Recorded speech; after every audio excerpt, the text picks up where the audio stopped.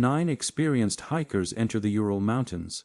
Only their frozen bodies return. No one knows how they died, but their tents were slashed from the inside.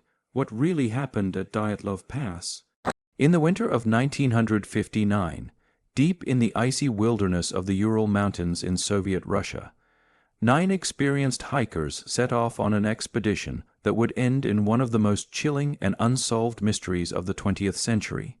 What happened to them would remain buried under snow and suspicion for decades, haunting historians, investigators, and conspiracy theorists alike.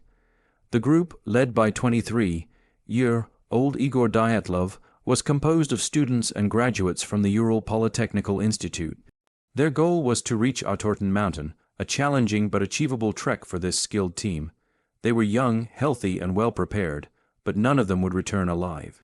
On February 1, 1959, they pitched their tent on the eastern slopes of a peak called Kolatsayak, a name that in the language of the local Mansi people ominously means dead mountain.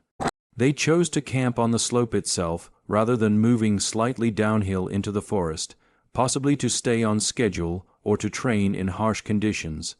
That night, something happened. Something so terrifying or strange that it caused the hikers to flee their tent into a deadly -30°C snowstorm. Without shoes, coats, or proper clothing, rescue teams found their abandoned tent weeks later. It was slashed open from the inside. Footprints led away from the site, barefoot and socked, staggering through the snow. The first 2 bodies were found near a tree line, in their underwear, lying by a fire.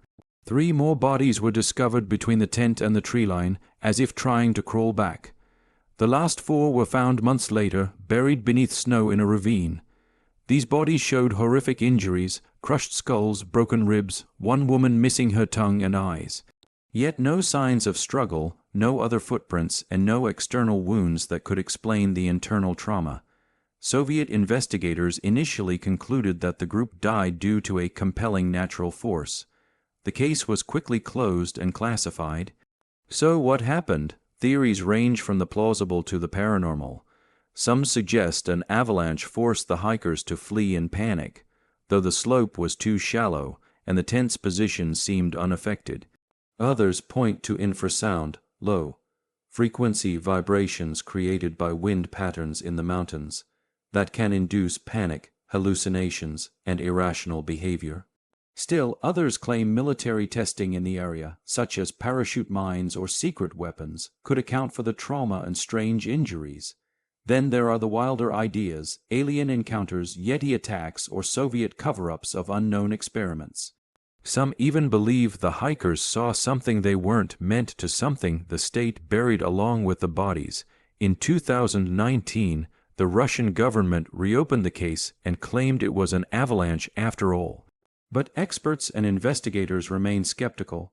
The new explanation fails to address the injuries, the absence of snow movement near the tent, or why the hikers fled so irrationally.